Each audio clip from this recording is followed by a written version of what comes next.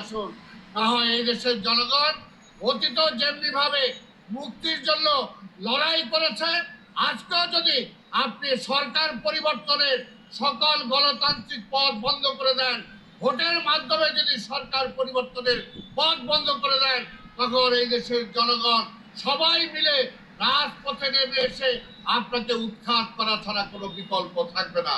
তাই ভাই আমার আজকে মুসলিম লীগ সহ সকল রাজনৈতিক দল, সকল পেশার মানুষকে বলবো, আসুন ঐক্যবদ্ধভাবে আমরা এই দেশের মানুষের মুক্তির জন্য, গণতন্ত্রের মুক্তির জন্য, ভোটের অধিকারের জন্য, বেঁচে থাকার জন্য যেভাবে দেশ যাচ্ছে, যেভাবে অর্থনীতি যাচ্ছে, আজকে ব্যাংকগুলো শেষ করে দিয়েছে, ব্যাংকগুলোর টাকা কোথায় গেল সেই তালিকা তারা প্রকাশ করে না।